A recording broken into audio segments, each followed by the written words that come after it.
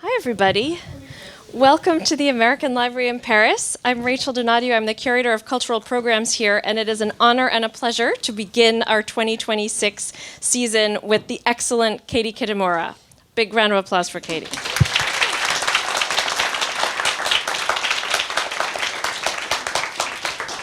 Thank you all for coming out tonight, for braving the snow, which is rare in Paris, although as a Vermonter, I'm not impressed. And also, we're thrilled to have Katie. She comes to teach at NYU in the winter here, so thanks to NYU for having Katie come through town. She'll talk about her most recent novel, Audition, which was a finalist for the Booker Prize and also one of Barack Obama's 2025 summer reads. I'm going to do a brief introduction about Katie, and then we'll just dive in. Katie, you are the author of Intimacies, one of the New York Times 10 best books of 2021, and again, one of Barack Obama's favorite books of that year. It was longlisted for the National Book Award and the Faulkner Award, and was a finalist for the Joyce Carol Oates Prize. And then in France, it won the Prix Litteraire Lucien Barriere, was a finalist for the Grand Prix de l'Héroïne, and was longlisted for the Prix Fragonard. Your work has been translated into 27 languages. This is an interesting theme, because translation is a big theme. It's being adapted for film and television. You're the recipient of a Guggenheim Fellowship, the Rome Prize in Literature, a Cullman Center Fellowship, among others. Katie has written for publications including the New York Times Book Review, Harper's, The Guardian, Bomb, Triple Canopy, and Frieze. And you teach creative writing at NYU. So again, thanks for being here. Audition is such a great novel. I think it is, all of your novels are wonderful. This, I think, truly reaches new levels of depth, complexity, layers, nuances, many more kind of deeper registers that I think happens as one progresses in time, gathering age and experience. It's kind of a trilogy, I think, a little bit, with Separation and Intimacies. Again, an unnamed woman narrator. And help us situate us. Its a protagonist is an unnamed actress. She's 49. She has a rapport with a man, Xavier. Do we call him Xavier? I pronounced it Xavier, but I'm not sure that's right. I just plucked it out. Who can we ask to find out, Katie? I asked my husband how he thought I should pronounce it, and he said, let's just go with Xavier. But I've been saying Xavier. She has this complicated, undefined relationship with Xavier. What is the animating idea for this book? What's the spark? Help us situate where we are with this. Thank you so much, Rachel, and thank you for having me. It's such a thrill to be here, and thank you to all of you for coming. The snow is intense, it's slippy, perilous, so thanks for coming out, and it's what a pleasure to be in this beautiful space. The starting point of the book was actually a newspaper article in the New York Times, and it was a headline that read, "A stranger told me he was my son." And I actually didn't click on the headline because I knew almost immediately that I wanted to write about that subject. And I had the feeling that the article would have a very clear narrative explanation. Maybe a child had been placed into adoption, or maybe the stranger, had mental health issues or something like that. And I was much more fascinated by that strange contradiction between the words stranger and son. And then I was going for a walk with a mutual friend of ours, in fact, a wonderful poet called Catherine, and I told her about the headline, and I said, I can't quite figure it out. I feel like there's a novel there behind that headline, but I can't quite enter into it. And she said, what's the headline? And I repeated it to her, and she just looked at me and said, that's just a description of parenthood. Every time my son... And she said, every time my son comes home from college, it's like a stranger has walked into the apartment. And so that's when I thought, something clicked, and I thought, that's what I want to write about. I want to write about how there are certain universal experiences of parenthood, of making art, of being married, of friendship, that contain within them nonetheless things that feel not only oppositional, but actually mutually exclusive, elements that can't be reconciled. And I think perhaps on some level, I'm trying to write books. I have 2 kids who were quite young when I was writing the book. I think it did come out of the circumstances, the kind of material of my own life as well. Well, I think we can end there because you've just encapsulated everything. No, this is a novel about the roles that we perform for one another. And the protagonist, again, is an actress. Why an actress? What some of your earlier protagonists, one has been in Separation. It's a literary translator. In Intimacies, an interpreter, now an actress. Tell us about this, the medium, or a role that kind of brings from one form to another. What draws you to that? Yeah, I mean, so the last 3 books are in no way linked in narrative terms or even character terms, but all 3 central characters are unnamed female protagonists. They're all characters who channel the language of other people. They speak the words of other people. None of them are writers, for example.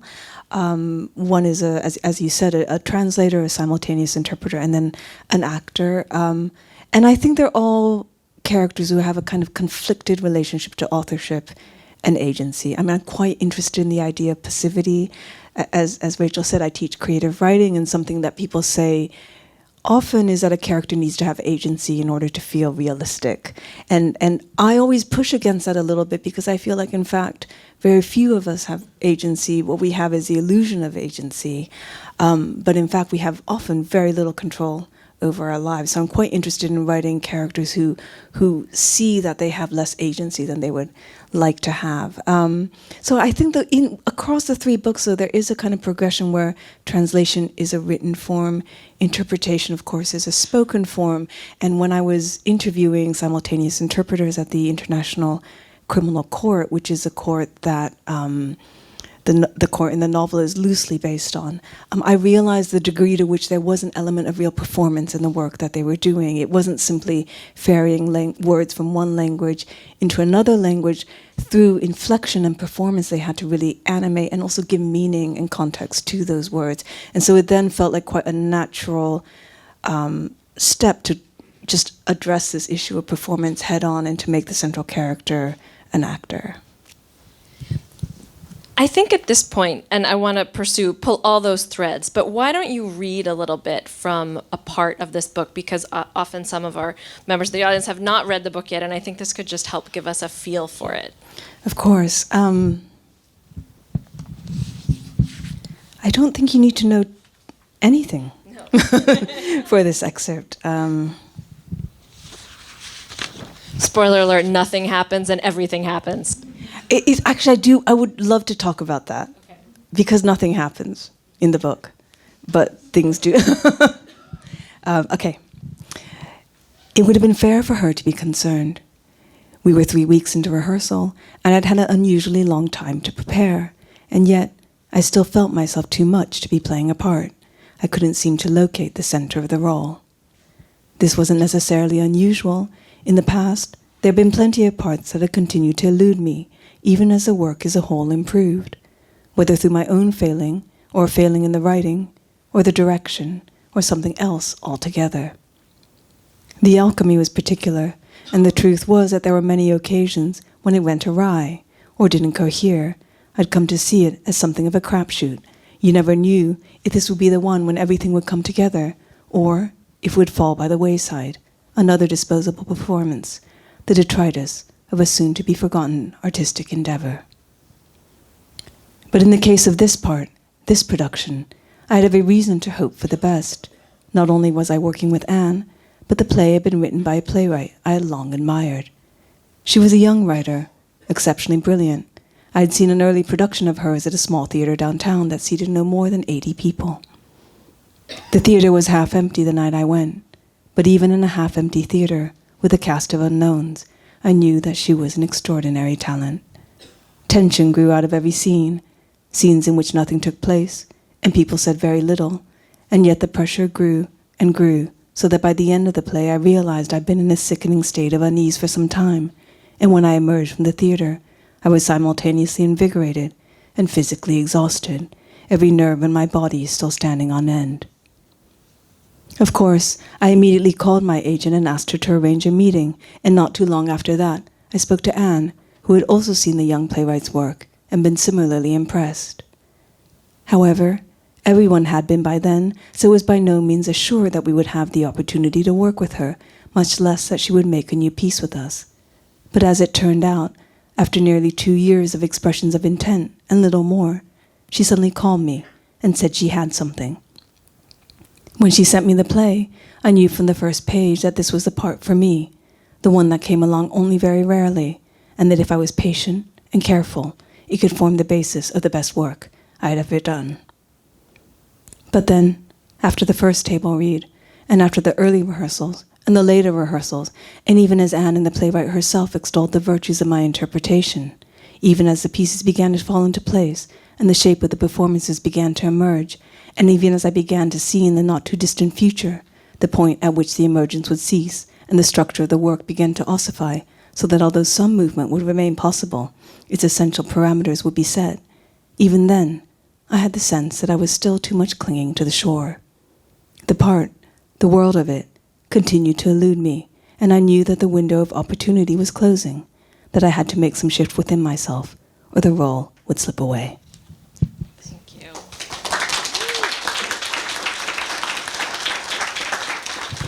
It's great. We could listen to that all night. You have an enticing reading voice. That last sentence is too long. I wouldn't change a word. So this description of how, I realized I'd been in a sickening state of unease. This description, I'm not in a sickening state of unease when I read your work, but it describes perfectly the tension and suspense that you are able to build without huge plot elements. How do you approach that? Let's talk about the spoiler alert, nothing happens.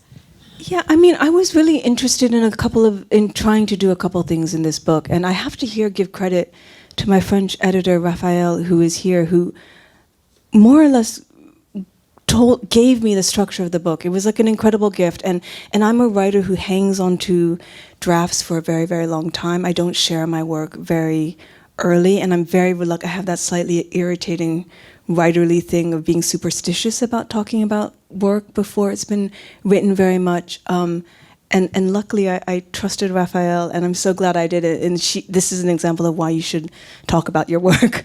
So the book is split in two, and they kind of exist in two different realities, fundamentally. And there's a big break in the middle of the book. And one of the things that I was really interested in thinking about was the question of whether structure could do some of the work that we conventionally associate with plot. So often, especially I think in American fiction at the moment, there's a real trend of what people call plotless fiction, where they say nothing, for example, seems to take place. I actually love plot. I think plot is brilliant. I think it's one of the great tools that you have as a fiction writer. I also know that it's extraordinarily difficult. But what I wanted to think about was what are the other tools we have, and how can they create some of the same effects that we associate with plot, like wanting to keep reading, like tension. If you set two things side by side, can that generate a feeling that feels like a plot twist, even though nothing has actually happened? So that was a lot of how I was thinking about tension in this novel. I think a lot of the tension that comes through in the book is actually just out of the friction of placing these two irreconcilable things side by side. But I think a lot of the unease in my work is partially situational, and then is also partially to do with the structure of the sentences, which is often conditional tense. It's often saying it could be A or B or C, and so there is a sense in which uncertainty is baked into the syntax itself, and then I think that kind of permeates the world of the book a little bit. And the two immovable or objects are he is or he is not the sun, in the case of this book, in a way. It is. So in the first half, so I don't even know if I've said this really. So in the first half, a stranger approaches the actress whose voice I've just read from and says, I think I'm your son. And she says that's absolutely not possible, but still a relationship forms between them. You jump into the second half, and suddenly they are an established family, and she has memories of this person as a child, and it's kind of two versions of parenthood in a way that coexist, and both can't be true at the same time. in the tensions, the little tensions that you create in this without plot, but it's the subtle shifts in dynamic when someone walks into a room. There's a way you describe a moment that happens between the actor and her husband, an imbalance of want between two people. The power dynamics of human relationships you're really a master at that. How do you think about these as does the power imbalance come first and then you think you build the characters around that, or how do you navigate what? I'm having a Katie Kitamura moment. I might have asked this. I mean, I'm interested in power in many ways. I think I became especially interested in it when I was writing my last book, which is called Intimacies, and as I said or alluded to earlier, it's set in a war crimes tribunal. And when I started writing that book, I thought this is a book that is about power. It's about institutional power. It's about neocolonial power. These are the themes that I'm interested in. But something about once you start to take apart the structure of institutional power, you see that it actually resides in people in a lot of ways. And so then it permeated all the relationships in the book. And it was like once I set my radar on, it kind of saw power dynamics everywhere. And in particular, I ended up being very interested in gender and power. So when I wrote the book, I wrote the first draft. I wasn't thinking about, power dynamics necessarily in the interpersonal relationships.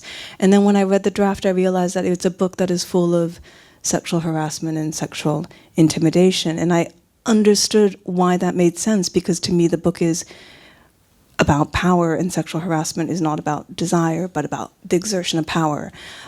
So I think some of it is thematic. I think some of it, that's just how I write scenes. That's just what I'm interested in. I think power generates different kinds of performance, and those are both things I'm very interested in as a writer.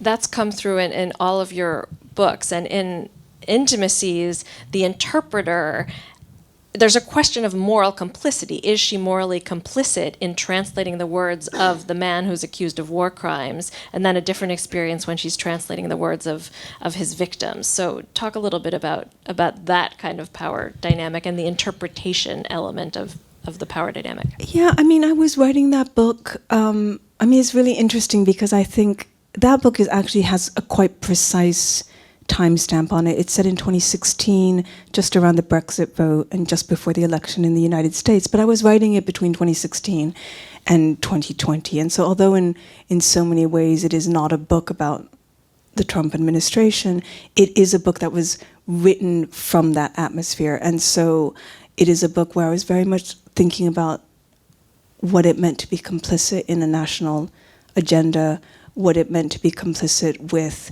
institutions at large, how granular that complicity can become, how it can be embedded even just in the function of the language that we speaking English, a colonial language, and a dominant language within the world even now. So all of those things, you can see how that question of complicity is on the one hand a question of her interpersonal relationships, the fact that she feels too close to this person who's been accused of genocide.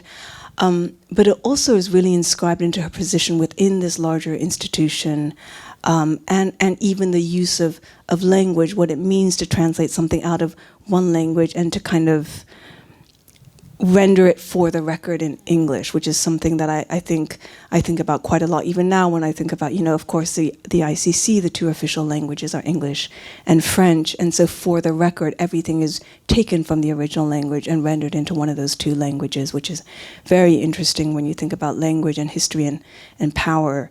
The only other thing I'll say in terms of how books are products of their historical moment, this book was written during the pandemic, and there is not a single mask or vaccine or lockdown in the book, but it is a book about a family that is reconstituted inside a small Manhattan apartment, and they're all driving each other completely bonkers. So in that sense, when I finished it, I was like, oh, this is actually a little bit of a book that came out of the pandemic in a way. The institution in this book is the family. Yes. Yes, absolutely. And I think the family is an institution. And it was interesting. I think one of the first interviews I did about this book, there's a line, which I can't remember, in the book that is something along the lines of, that the family is a construct, and it's a kind of mutual agreement, that a pact that we enter into. We agree to enact these roles, and that's how a family stays together. And I to me, I think that's true on a really basic level. I feel it myself when I go home to be with my mother for the holidays, for example. I feel myself enacting the role of a daughter in a really profound way, and it's very hard to break out of those kind of contracts that are set up at a very early age. But the interviewer said that's not true. She said that can't be true, because family is the only authentic thing that there is. But to me, I can see all the ways in which family is an artificial, very useful, but nonetheless kind of construct that we all agree to, and that's why it feels so radical and potentially threatening to break apart that construct. That's. And in this book, I mean, it is, again, it's about roles that different members of a family engage in or choose. You've said in the past that before you write a novel, you read plays. You read Ibsen. I'm a huge fan of Ibsen, or Pinter. Why plays, and why write a novel and not a play? I mean, that's such a good question.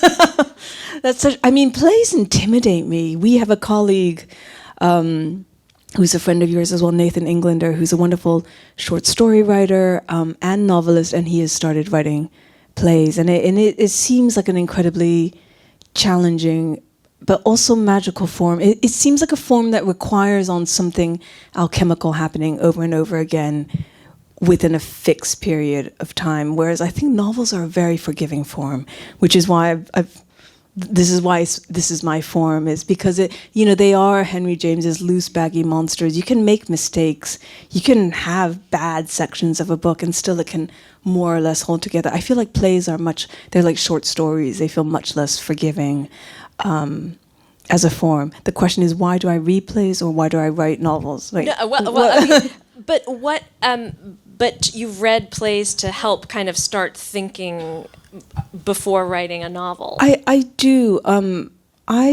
One of the most useful conversations I ever had in terms of thinking about writing was actually with a theatre director called Declan Donnellan, who's based in London. And he said something about how the story, when you're staging a piece of theatre, is never told simply through the words that are being spoken, but in the way space is animated between the characters on stage.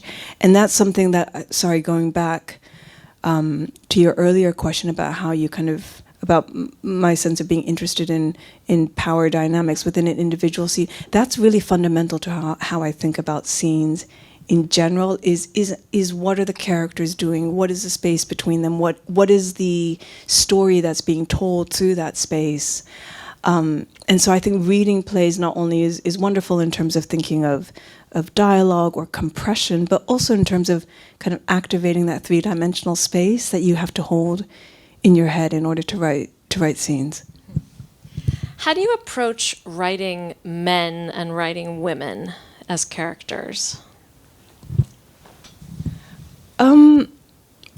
I think in so many ways, my own fiction for me became only properly interesting when I started writing female characters. When I centered them on female characters, it felt to me that there was something almost that I didn't fully understand or know how to do. I find writing male characters much easier, which makes sense. The canon is full of books by men, about men, for men, by and large. That's what I was brought up on. I've read all those books. I studied English literature. That was my bread and butter for my imagination. That shaped my imagination, and continues to do so in so many ways. But writing women, it feels still like a discovery. Something that was really striking to me in the past couple of years was the emergence of, I don't know what they call it, but what is in effect novels about menopause. So Miranda July's All Fours, Dana Spiota's Wayward, and it was fascinating to me that there could be a new genre about this, because it's something that women have experienced forever. And so that sense that there's still untouched terrain is really exciting to me. But my favorite characters in my books are always male characters. I had a character in my last book who was a kind of a raunchy bookseller, I guess I would call him. He was absolutely my favorite character to write. I loved spending time with him. I actually wrote 90 pages more entirely about him, giving his entire backstory. And then my husband read the draft, and I finished the book, and I gave the draft to my husband, and he read it, and he said, "You've fallen in love with this character, and you've let him hijack your novel." And he said, "You need to cut these 90 pages, and then you're done." And he was right. And what I mean, you say that the male characters are your favorites, but then there are these incredibly enticing and complicated women protagonists. But they're not your favorites. I mean, they're more difficult to write in a way. I find writing the male characters very relaxing. Well, there's a whole more reductive in their thinking. Well, I feel like I just am having a lot of fun. And also, I mean, there's as you say, a whole canon of male coming-of-age novels, and now we've discovered that women in the middle of their lives have complicated narratives, and also that narrative can go in many directions. What is particularly exciting about the idea of a woman in the middle of her life as a protagonist? I have a dog in this fight, by the way.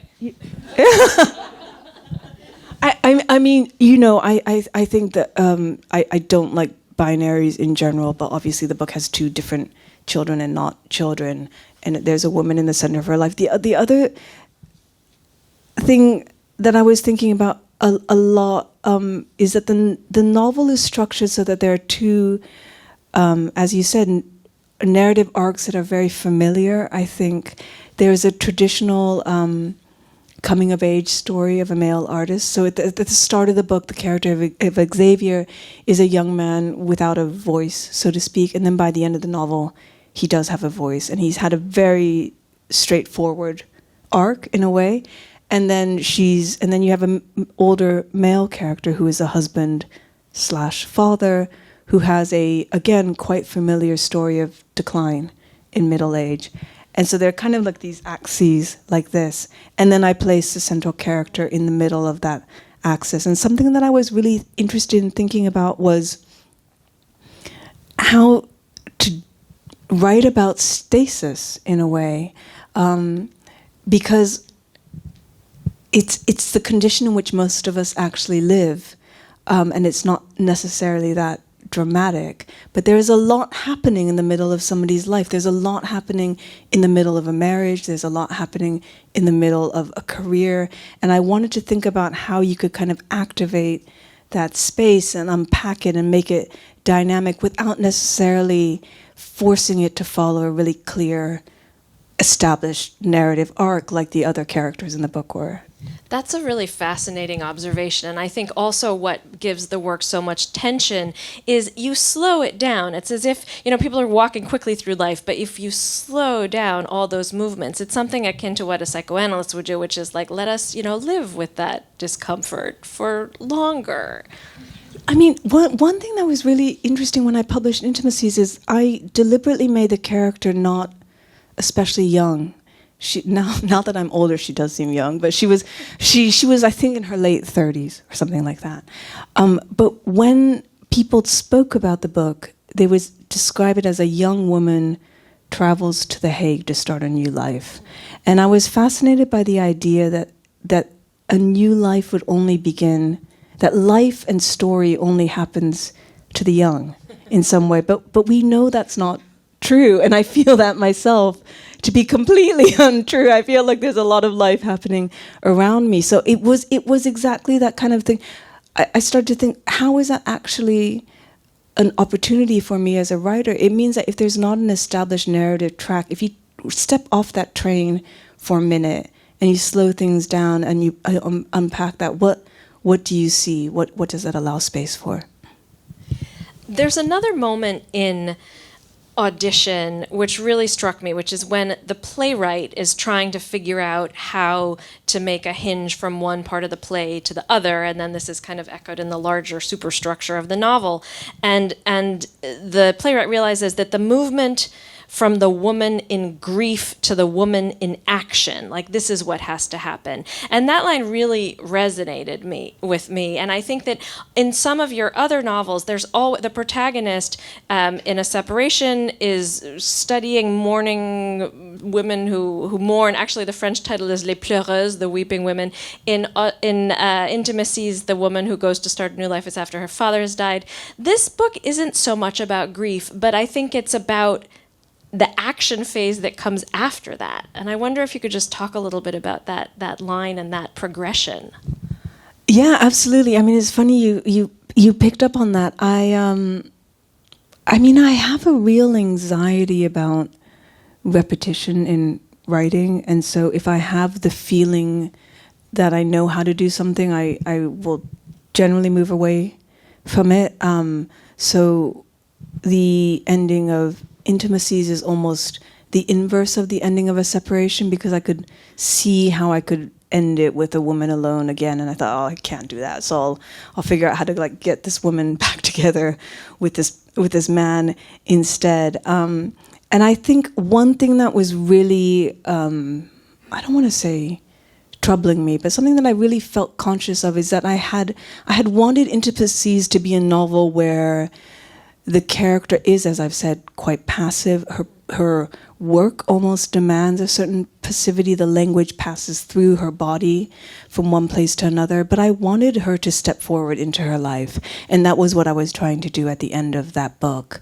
And so I think with this book, I thought I actually want to write a character who acts quite a lot, who responds, who when people are cruel to her, will respond, maybe even physically, to them. I wanted to write that conflict a little bit more directly. So I was actually really interested in thinking about action, actually. So at one point she says that as a woman, she'd become quite used to responding to the demands of other people and to giving people what they expected or what they wanted. And I think, to me, this book is a moment when she actually stops doing that and to a certain extent refuses to play the part that she's being asked to play. That's when things get exciting. Yeah. I want to talk a little bit about language. A lot of us here probably live between languages, speak different languages, live in different countries. You grew up bilingual, Japanese, English, in California. And what's your sense of, that obviously is a formative experience, having access to one language, or there's a private language, public language. How does the bilingualism affect, I guess, your whole, who you are and how you approach writing and your ideas? Yeah, I mean, a lot, I think. When you said, why am I interested in power? And specifically, I would almost say what I write about endlessly is the relationship between power and language. And I think that's really fundamentally because as a very young child, I would see my parents acquire and lose power according to what language they were speaking. So when my parents first moved to the United States, their English was very far from fluent. I would see them in social situations where you would just see their authority drain away. And even equally striking was the fact that they almost seemed to become different people according to what language they were speaking. This was maybe even most notable because Japanese is a very gendered language. There's ways of speaking Japanese that you would really only do if you were a man, and as a woman you're not permitted to do. And so the easy, obvious example I always give is that in Japanese, if you're a man, you can use boku or watashi for your pronoun. As a woman, you can only use watashi. So this sense that not only power, but also through power, identity itself was inscribed in language was something that I think I absorbed and understood very naturally from when I was literally, before I could read or write almost. I think I was very, very aware of that. And then thematically, somebody said, are you interested in interpretation? And of course, as a child, I was interpreting for my parents all the time. I was probably at one point, my brother and I were the most fluent members of the household in English, so that meant we did all the phone calls. we did all the answering the door. We ordered the pizza, all of those things. And so that sense of, from an early age, doing that interpretive work, but also kind of absorbing the intention of somebody else and reproducing it, was something that I did a lot. And I think that is very close to what writing is as well. So that just tapped something open for me. And that gives you power as a child, in a way. Yeah, absolutely. I mean, and perception, which is, I think, dual-edged when you're a child. You don't actually want to perceive your parents too clearly. You also studied ballet. I'm just curious how that made you a writer, too. It's interesting. I mean, I think dance, so much of that is about discipline.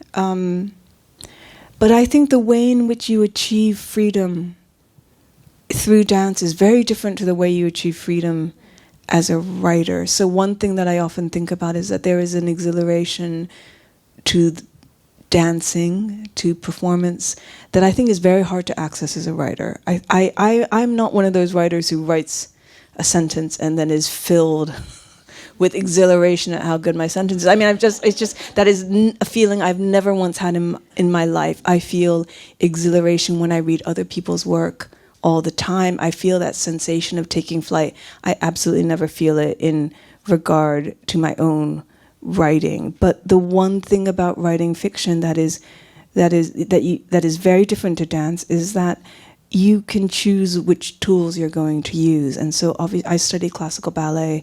With ballet, if you're not good at certain things, you can't perform repertoire. You just are not able to execute it. As a writer, you can be terrible at dialogue and still write a book. You can be terrible at description and still write a book. There's so many things you can be that are maybe not your strength. And so that sense that you can create your own repertoire is really liberating for me. And I do feel most free, I would say, when I'm writing fiction. And you're very accomplished at it, and you did a lot of pirouettes in this, too. Not pirouettes, but this book can be read and reread many times. Audition. I want to go back to it before we'll just talk a little, and then we'll open it up to questions from the audience. It really is the most structurally complicated, I think, of your books. And it's Jamesian in the sense that, well, I have a lot of theories about that, but I think that you can look at it, it's like the figure in the carpet. When you look at it from a different perspective, it's a different book. And I wonder what kinds of questions about, I don't know, do you want to just save me from my question? I mean, that's exactly how I describe the book. It's a rabbit duck, and if you look at it from one angle, it's a rabbit. If you look at it from another angle, it's a duck. And I would say the rabbit, it's like, which half do you think is true? But to me, the trick and the maddening aspect of the rabbit duck is to see both at the same time. And so that's, I think, in a way what the book is demanding. But I think in terms of the structure of the book, it's been written so that there are maybe I consciously wrote about 3 or 4 different ways to interpret it. And I think part of that has to do with, it links back to what we were speaking about earlier, which is that I think, I've written characters who are not writers. I've written characters who are, channels for other people's language, who are often adjacent to the seat of power, but not in the seat of power. And I think the truth is that authorship sits very uneasily with me. The authority of authorship sits very uneasily with me. And so I'm so conscious of the ways in which a book is made hand in hand with the reader. I know how much I bring myself into the reading of any book, which is one of the reasons why I'm a very reluctant critic, is because I know that my experience of a book is so much shaped by my own subjectivity, even by how much caffeine I have or have not had, the books I've read or the books I haven't read. And so I really wanted to write a book that felt open to interpretation and that felt like it was capacious enough for the reader to step inside and make it alongside me. So there are kind of 3 clear ways to me that you could read the book, but I really didn't want to tighten it too much because I felt like I wanted it to be a puzzle that would be completed by the reader. And it is. What are you reading these days that excites you, that is kind of a beacon in the fog we're all in? Tell us a little bit about what's been on your reading lately. I just read Ben Lerner's new novel, which is called Transcription, which is coming out in English in the US in March, I think, and it's a really extraordinary book. I think it's a real achievement. It also has a quite tricky 3-part structure, but I found it very exciting. I feel like it's particularly in the context of contemporary American literature. I've also just read Valeria Luiselli's new novel, which will be out in July, which I found completely wise and thrilling and vulnerable and new and fascinating. I mean, I feel I'm going to embarrass her, but I have to say that one of my favorite writers, I can see she's getting uneasy, one of my favorite writers is in the room, Anne Verest, and it's, I think what she does is really extraordinary, and to me it feels like a new kind of writing where the research is, the process of research is a subject matter and is a fiction in and of itself, and that's actually something that I'm hoping, I'm right now I'm doing a fellowship at the New York Public Library, and I'm hoping to write about the process of research and the unreliability and the subjectivity of research. So that's something I've been thinking about a lot. But yeah, those are some writers. You didn't ask for specific writers, you just asked for general ideas. Whatever you want to reveal, we're happy to hear. Those are. But I read a lot of fiction in translation. I mean, I almost predominantly read fiction in translation, and I think that part of the reason I do that is, again, this sense of opening up the role of the author, because when you read a book in translation, you're reading, at a minimum, 2 people writing the book together, the author and the translator, and sometimes you have even more, especially, often people will translate from, for example, my Portuguese translator was working on a new translation of Mishima, but she didn't read Japanese, so she was reading the English, French, Italian, and German translations of this novel. And so that idea of a kind of truly collaborative process, the idea that you have a text that passes through 5 or 6 consciousnesses is so exciting to me, and that's one of the reasons why I love reading in translation, and I think that's a kind of effect that I'm trying to produce in my own prose in English, is that I'm hoping it sounds almost as if it's passed through some kind of filter or some kind of dual consciousness in some way. Can we have a round of applause for Katie Kitamura?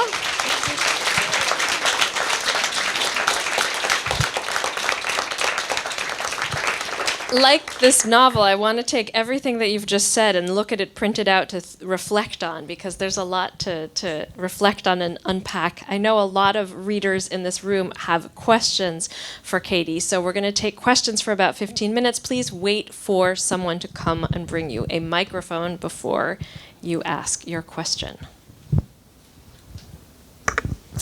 Hi, big fan. Thank you so much for speaking tonight. I had a question about point of view and perspective, because a lot of your books are written in first person. And I was wondering if you always knew starting a book whether it was going to be in first person, if it was going to be in third person, if it was always going to be the character that you started out writing, and kind of how you inhabit that character and kind of discover them as you go along. Thanks so much for your question, and thank you for being here. I mean, I wrote 2 novels in third person before I wrote in first person, and I had a lot of anxiety about writing in first person, I think for 2 reasons. One was because I think I had really grown up on books in which first person voices had so much authority. It was really like a storyteller was going to tell you a story in which, there was, I don't want to say manipulation of the reader, but even, the trope of the unreliable narrator, the sense that the rug was going to be pulled out from under your feet, that made me uncomfortable. And I think it was only when I realized that I could use first person to do almost the opposite, to kind of express uncertainty, to let go of the narrative in some way, that it opened up for me and it became a voice that I was interested in writing in. And I have to say that I now find writing in third person much more challenging in some way. I think it's something about my relationship to style has really now been shaped by this first-person voice. I'm working on a collaborative novel with two artists, and there are sections that just have to be written in third person, and they are the most restrictive to me. You know, they're difficult to write. First person feels quite natural. I mean, that in and of itself gives me pause, because I think there has to be a kind of tension between the writer and their style. I think the moment in which style becomes a crutch that you rely on, it's a very dangerous moment. So I mean, it's something that I'm thinking about a lot right now in particular. But in terms of the character, I mean, I discover character as I'm writing. I very rarely make my characters do, I mean, of course I can make them because I'm the writer, but I very rarely make them do anything that doesn't come organically.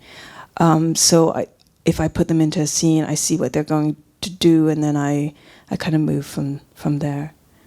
Thank you. You're working on a collective novel? I'm working on a collaborative novel with these two Swedish artists. It's very interesting. They kind of perform an action of some kind. Almgren and Dragset? No, they're very similar. They're called Golden and Cenobi. And they've done it before. They've written a collaborative novel. They used a thriller writer, and they wanted to write what they, like a kind of not film noir, but a kind of noiry crime thriller about offshore banking. But it's really interesting. It's about the climate crisis, about immunity, about illness, about those are the primary themes of the novel. And the way it works is they stage an action of some kind, or they produce an artwork of some kind, and then I write some fiction, and then I give it back to them, and then they make something else, and then I respond to that. So it's been going on for years now. Yeah, but I'm trying to finish it as we speak in Paris.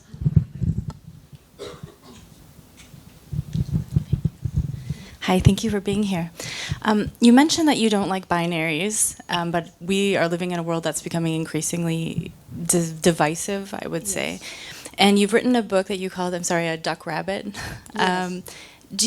How does the world we live in today impact how you write stories like that? And also, I would argue, and I wonder what your opinion is, if you think that is something that's really particularly vital for us to have stories like this to help us continue to strengthen that muscle to see different perspectives. Thank you for that question. I mean, I think we can't help but write from the moment in which we are living. In that sense, that I think, you know, even if I don't I happen to be working on something that, as I just mentioned, does talk about climate crisis. I think that is everywhere in the anxiety that people are putting into their fiction. I think in a lot of ways, I think the political and cultural and social context in which you live seeps into your work, whether you want it to or not. Even if you think you're writing the most escapist fiction possible, I think you will still be writing something that is a product of its time in some fundamental ways. I mean, I think in terms of this novel, I'm in the United States right now. It is as if there are two different realities. Literally, it is like two different realities with two different sets of facts.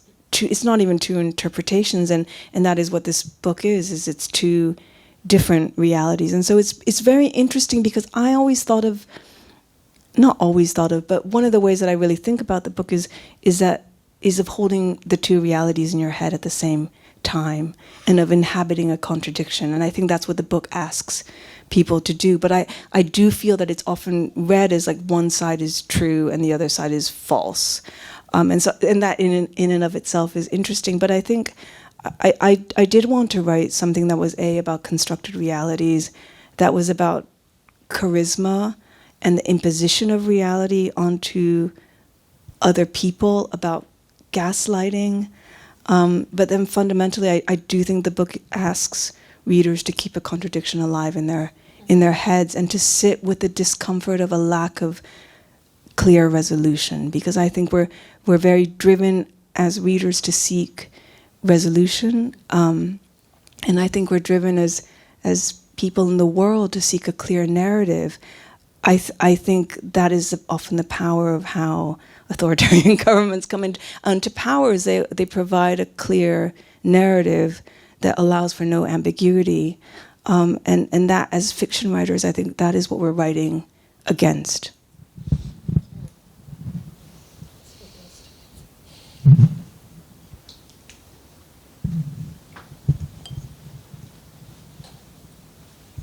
Hi, thank you so much.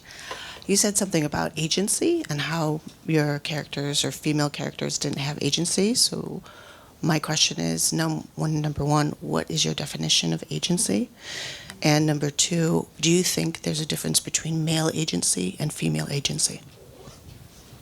Oh God, that's such an interesting question. I mean, I think I'm a pessimist in that I think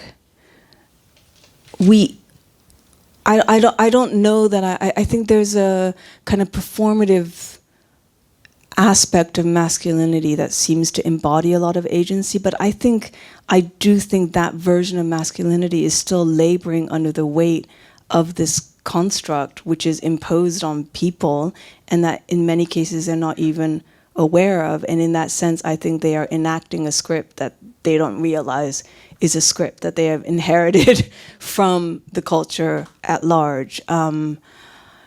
To me, agency is being aware of the ways in which you are acting and making those choices, and I think that's very hard. And being aware of the way in which you're reproducing certain tropes or certain narratives or certain identities, and understanding how they have come into your consciousness and formed your behavior, and then being able to act against that. And I feel like a lot of my characters have an awareness of how they are operating in relationship to those stereotypes, whatever you want to call them, but are often uncertain of how to act against that and how to break out of that.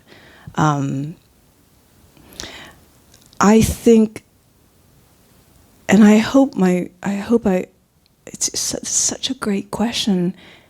I mean, I think in this book in particular, I mean, certainly in Intimacies and a Separation, I was very interested in the way in which women in particular will seem to have no agency or be perceived as having very little agency in a kind of social, like in the workplace, for example, as it is in Intimacies.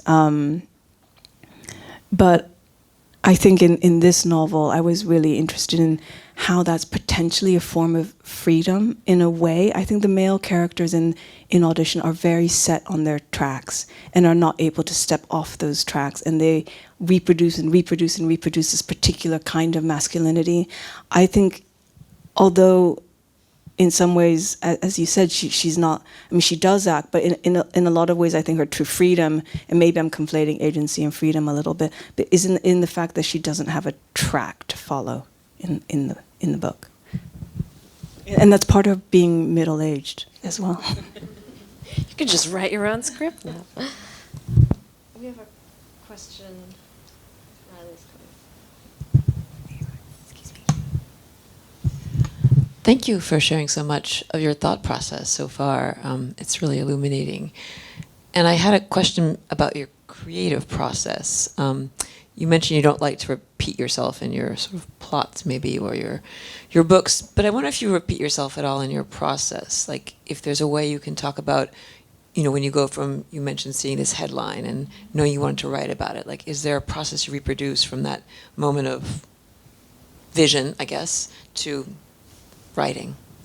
It's such it's so interesting that you asked me that, because I went to see the Richter show at the Fondation Louis Vuitton, which was really extraordinary, and I was thinking about the fact that I think in my clearly poor understanding of the trajectory of his work, I had somehow always thought that he made this slightly photorealist paintings, and then there was another phase in which he made abstract paintings, but that's completely untrue. He was making them side by side the entire time, and that was absolutely, and the way the exhibition is beautifully organized is that you see that very, very clearly. It moves chronologically, and that sense that, in 1968 he was making this incredible painting, based on the photograph of bombers, but he's also making abstract paintings, and those things fit side by side in some way, and that was really exciting to me. The idea that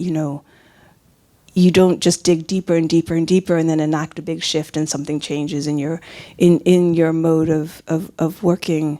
I don't actually know what his mode of working was, so I should take that back.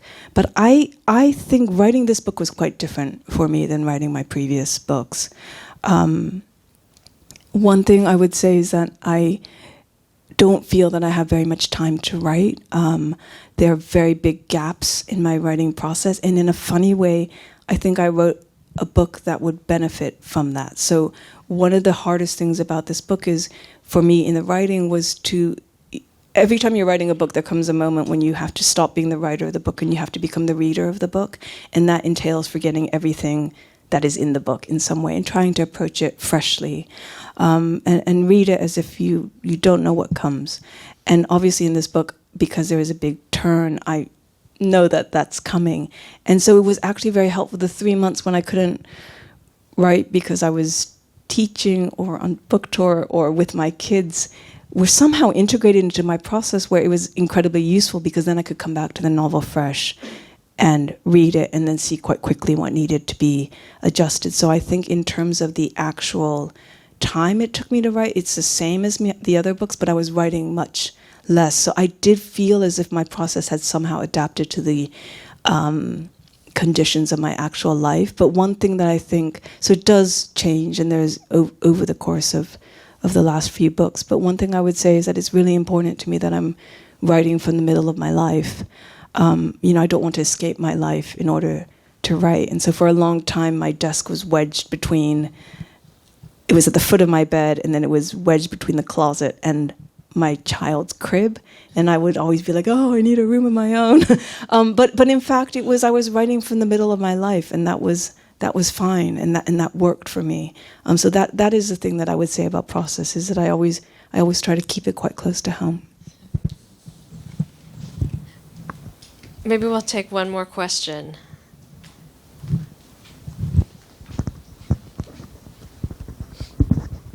Hello.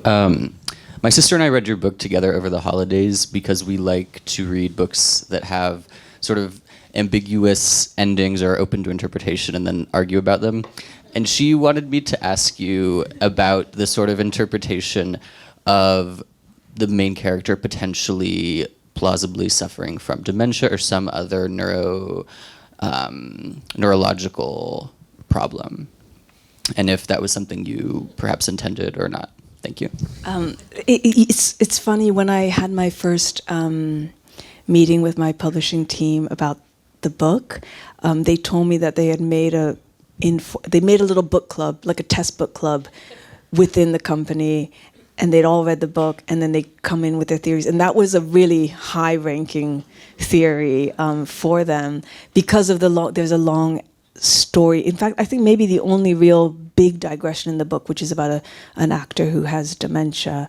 That wasn't my intention, but I genuinely think it could be in the book. I think because the entire intention of that anecdote, which is about, just to paraphrase for people who haven't read the book, it's about the central character sees a performance, she thinks it's absolutely extraordinary. She finds out later that in fact the character actually had dementia, and that was what was giving this particular quality to the performance, which is that it's not a performance. And then she has to kind of go back and think, but the performance itself still does exist, even if the actor didn't intend for that particular performance to be in that way. And that's what I wanted. That was my message and my desire with the book, is that the book that is created by the reader exists whether or not I wanted it to be that way or not. In so many ways, I think I did a PhD in English literature. I think and you know, I was writing about Henry James, in fact, but writing about dead authors, and I think I was very young and arrogant, but I was kind of like, it doesn't matter what they intended, the text is doing its own thing. But I still think that's a little bit true. I think books do things and the writers are not fully in control of it. And I think a book where the writer is in control of every meaning, every strand, is actually a book that's a little bit dead.